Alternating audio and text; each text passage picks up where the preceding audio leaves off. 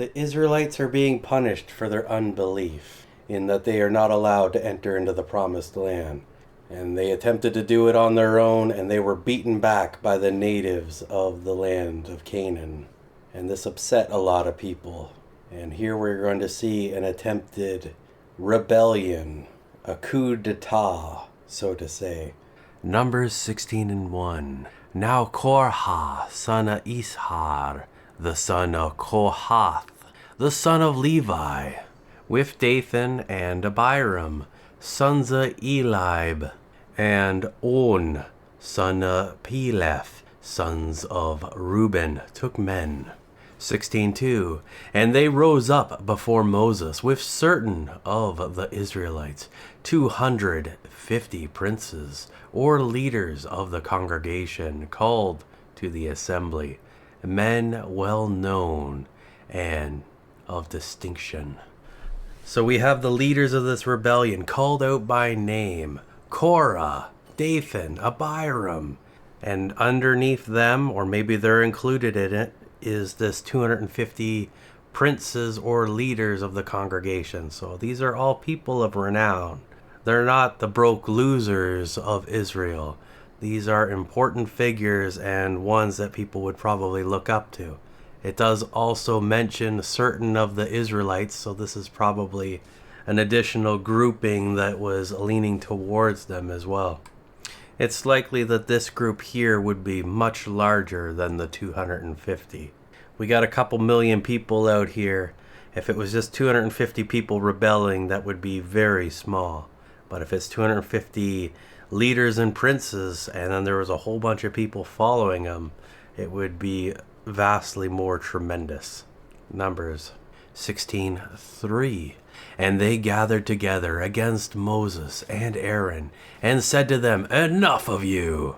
You take too much upon yourselves, seeing that all the congregation is holy, every one of them, and the Lord is among them. Why then do you lift yourselves up above the assembly of the Lord? Previously we have seen the establishment of the heretical priesthood through the loins of Aaron, that it is a priesthood made up of him and his descendants, and this was to go on for generations. But we have some rebels here that think that that is not fair, that they cannot become priests, that they cannot serve the Lord, even though they are holy, because the congregation is holy, or so they say. So there is an element of jealousy, an element of envy, an element of covetousness, that they want to have that position. They want to be priests. They want to have that responsibility and that relationship with God. And they're speaking up and against Moses in this regard. Numbers 16:4. And when Moses heard it, he fell upon his face. Moses is faced with a difficult situation, and he doesn't immediately have the answer. So he goes to prayer to the Lord to find out what he needs to do and what needs to be done. Wisdom, guidance, and direction. Numbers 16:5. And he said to Korah and his company, In the morning the Lord will show who are his and who is holy, and will cause him to come near to him. Him whom he has chosen will he cause to come near him. So Moses went to the Lord and he received instruction. And the Lord is going to look after this in the morning with a test. And he's informing Korah. We don't see Dathan or Abiram right here, so maybe Moses is talking to Korah individually and then letting Korah do with the information what he will to inform the others. Numbers 16:6. Do this. Take censers, Korah and your company. 16:7. And put fire in them, and put incense upon them before the Lord tomorrow. And the man whom the Lord chooses shall be holy. You take too much upon yourselves, you sons of Levi. Moses is now explaining the type of test that will take place. and he is having them bring their censers, which is a firebox. It is a object that is used to carry coals. Maybe it's like an actual box or a plate with some sort of handle. So there's coals in there. They didn't have lighters back in those days, so they would move coals around to make easy fire starting. And we're going to have incense as well, so they could toss incense on the coals inside the censer, and it would be aromatic as well. So we'll see where this is going. Numbers 16:8. And Moses said to Korah, "Hear, I pray you, you sons of Levi." 16:9. Does it seem but a small thing to you that the God of Israel has separated you from the congregation of Israel to bring you near to himself, to do the service of the tabernacle of the Lord, and to stand before the congregation to minister to them? Moses is continuing his conversation with Korah, and the nature of his conversation exposes much of the nature of Korah and where he has been led astray. He points out the arrogance of Korah, that they take this idea of looking after the tabernacle as a small task, that it's not that important in the grand scheme of things, and that they are capable of doing much more, something greater than moving a tent around. Compared to the other tribes, this is a very high office, but that arrogance that they need more is very disturbing. Numbers 16:10. And that he has brought you near to him, and all your brethren, the sons of Levi, with you. Would you seek the priesthood also? We saw previously that they were seeking entry into the priesthood, but Korah here, he may have even more arrogance than that. He may desire to be the high priest. Numbers 16:11. Therefore you and all your company are gathered together against the Lord. And Aaron, what is he that you murmur against him? Moses is at the end of his conversation with Korah here, and he asked him straight up, why are they gathering against the Lord? For what purpose are they doing this? Why are they murmuring? What do they have against Aaron the high priest? And we don't receive an answer to this question. It could be some ambition or some other weakness of the flesh that is making him desire this. It may have started as an idea, and he kept feeding that idea, and it grew and it festered. And then he communicated with others and started this whole rebellion to try to usurp the position of Aaron, to usurp the position of the priesthood. But he doesn't answer, so Moses is going to move on. Numbers 16:12. And Moses sent to call Dathan and Abiram, the sons of Eliab, and they said, we will not come up. In the same way that Korah did not answer Moses' final question, we see that Dathan and Abiram wouldn't even entertain him for a conversation on this matter. I think Moses, he was going to go there and he was going to talk to him, and he was going to try to convince them not to go through with this, that this was a bad idea. But they wouldn't even talk to him. They shut him off. Numbers 16:13. Is it a small thing that you have brought us up out of the land flowing with milk and honey to kill us in the wilderness? But you must also make yourself a prince over us? 16:14. Moreover, you have not brought us into the land that flows with milk and honey, or given us an inheritance of fields and vineyards. Will you bore out the eyes of these men? We will not come up. They wouldn't talk to Moses, but they are making their accusations here.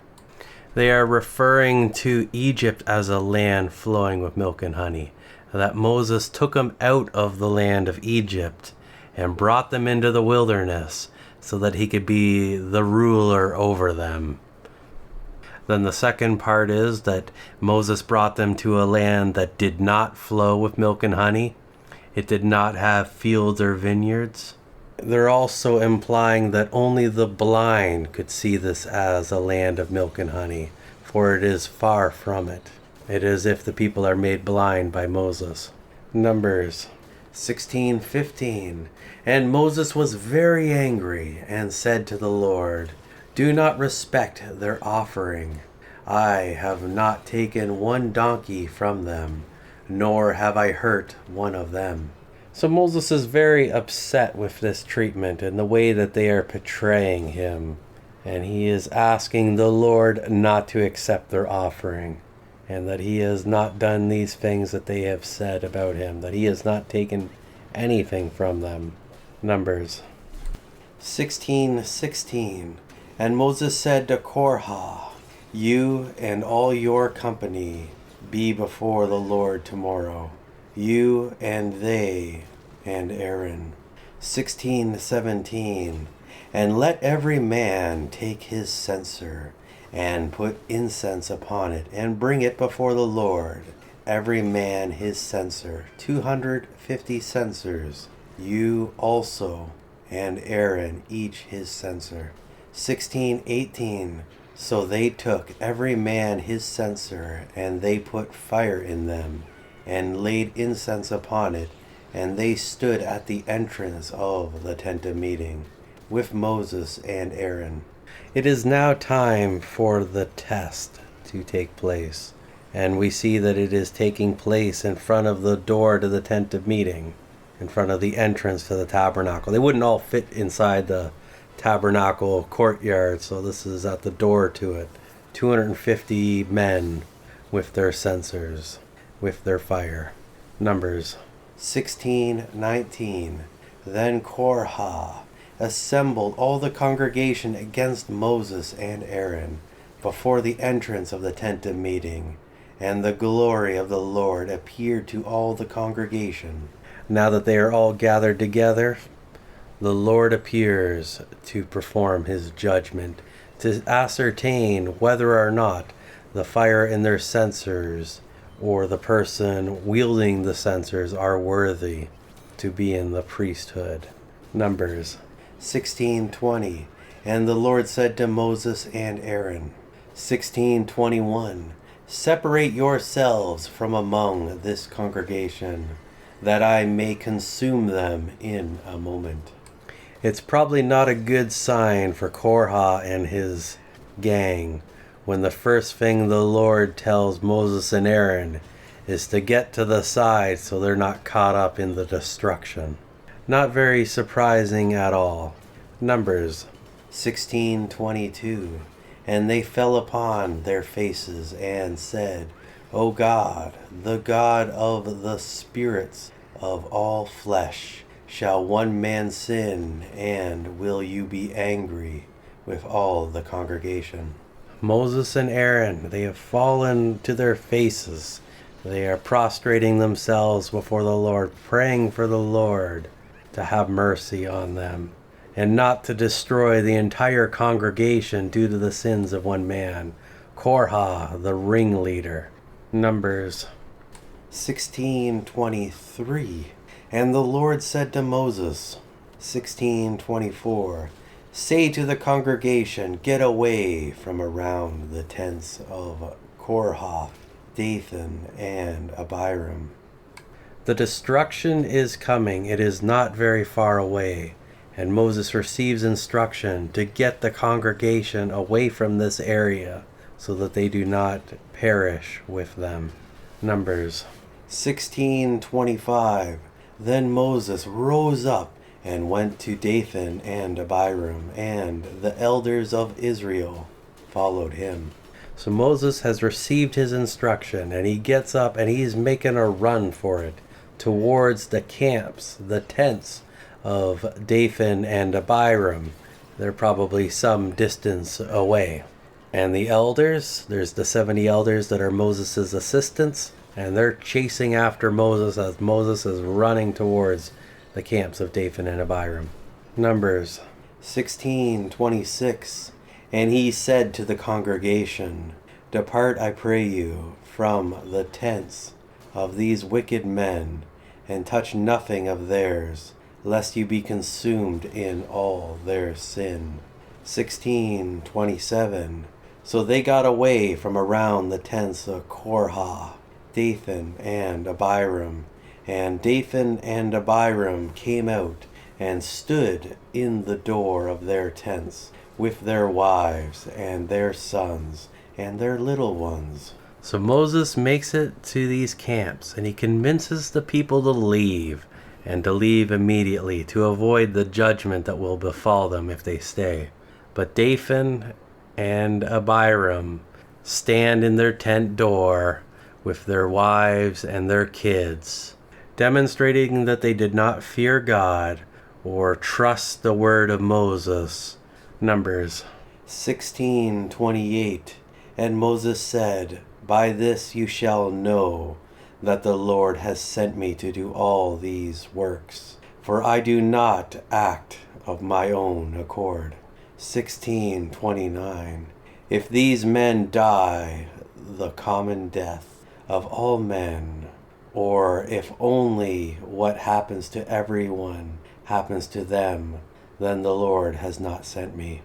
Now that Moses has accomplished his task of getting the people out of the area of destruction, he has some final words for these two men and their families.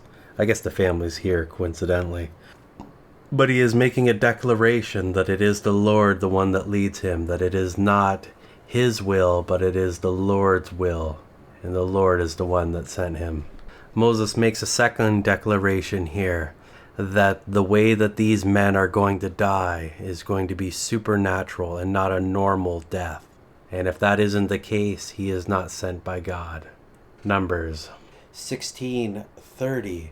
But if the Lord causes a new thing to happen, and the earth opens its mouth and swallows them up with all that belongs to them, and they go down alive into Sheol, the place of the dead, then you shall understand that these men have provoked, spurned, displeased the Lord. So I'm sure there's a lot of witnesses around. Maybe those 70 elders are nearby to Moses, but he is making a declaration into the method in which these men are going to die. And what he is describing here is something that certainly wouldn't happen naturally. It is a supernatural event causing the death of these people. Numbers 16:31. As soon as he stopped speaking, the ground under the offenders split apart. 16:32. And the earth opened its mouth and swallowed them and their households, and Korah and all his men and all their possessions. 16:33. They and all that belonged to them went down alive into Sheol, the place of the dead, and the earth closed upon them, and they perished from among the assembly. So Moses explains what's going to happen, and then it happens immediately afterwards. The ground split open, and it consumed these men and their whole tents and everything and all their items right into Sheol, the pit, hell, and then it closed up and swallowed them. Numbers 16:34. And all Israel who were round about them fled at their cry, for they said, Lest the earth swallow us up also. 16:35. And fire came forth from the Lord and devoured the 250 men who offered the incense. So this was a tremendous event, and when the people saw the earth open up and consume these people, they were in a panic. They didn't want to be caught up in that. And the fire of the Lord came, and it consumed the 250 men that had the censers who were offering incense to the Lord. So they died as well. Numbers 16:36. And the Lord said to Moses, 1637. Speak to Eleazar, son of Aaron, the priest, that he take up the censers out of the burning, and scatter the fire at a distance, for the censers are hollowed. We are looking at the fallout now after this event, and we see that Eleazar is the one looking after this. Aaron, as the high priest, cannot be exposed to dead bodies, so it would be unsuitable for him to look after this. So we have Eleazar collecting up all of the censers, and then he is disposing of the ash from all the people that were consumed by the flame. This ash, because it's people, it's unclean, and it needs to be removed from the camp, so he has to shovel it all up and take it out a good distance away from the camp. Numbers 16:38. The censers of these men who have sinned against themselves, and at the cost of their own lives, let the censers be made into hammered plates for a covering of the altar of burnt offering, for they were used in an offering before the Lord, and therefore they are sacred. They shall be a sign or warning to the Israelites. 16:39. Eleazar the priest took the bronze censers with which the Levites who were burned had offered incense, and they were hammered into broad sheets for a covering of the brazen altar of burnt offering. 16:40. To be a memorial, a warning forever to the Israelites, so that no outsider, that is, no one not of the descendants of Aaron, should come near to offer incense before the Lord, lest he becomes as Korah and as his company, as the Lord said to Eleazar through Moses. So now we see that the censers, after they were all collected up, that they were hammered into plates, and the plates were hammered onto the altar of burnt offerings. So maybe they were nailed into the wood, or they were shaped in such a way that they were affixed to the altar, and this was a sign so people would remember this event as a bit of a warning not to do the same thing again. Only those of the lineage of Aaron can make offerings to the Lord. Numbers 16:41. But on the morrow, all the congregation of the Israelites murmured against Moses and Aaron, saying, You have killed the people of the Lord. So here we go. The next day, people are complaining and murmuring again because of these people who have died here. Numbers 16:42. When the congregation was gathered against Moses and Aaron, they looked at the tent of meeting, and behold, the cloud covered it, and they saw the Lord's glory. 16:43. And Moses and Aaron came to the front of the tent of meeting. So the people are murmuring and complaining at the door to the tabernacle, and the Lord appears. Moses and Aaron, they push through the crowd, they get to the front. Numbers 16:44. And the Lord said to Moses, 16:45. Get away from among this congregation, that I may consume them in a moment. And Moses and Aaron fell on their faces. So the Lord is ready to destroy the congregation, and Moses and Aaron, they're pleading with the Lord to hold back his wrath, to prevent the destruction of the congregation. Numbers 16:46. And Moses said to Aaron, Take a censer, and put fire in it from off the altar, and lay incense on it, and carry it quickly to the congregation, and make atonement for them, for there is wrath gone out from the Lord. The plague has begun. So the judgment has already begun. There is a plague now in this congregation, and it is going to destroy them. Moses, knowing this, sends Aaron into the tabernacle to get some incense from the altar of incense, and to bring them out, and to take them to the congregation to hold off this plague. Numbers 16:47. So Aaron took the burning censer as Moses commanded, and ran into the midst of the congregation. And behold, the plague was begun among the people, and he put on the incense and made atonement for the people. 16:48. And he stood between the dead and the living, and the plague was stayed. So this plague was very fast acting, and Aaron had to be quick to get this incense to bring it in to the people so that they would not all be destroyed.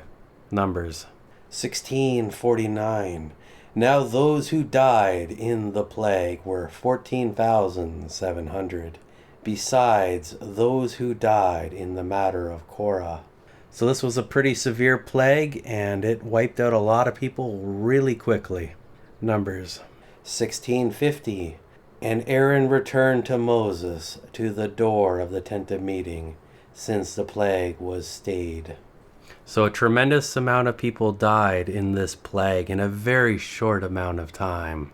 It's crazy how we went from Korah, this individual, to this 250, and now it's 14,000, how the sin just keeps increasing.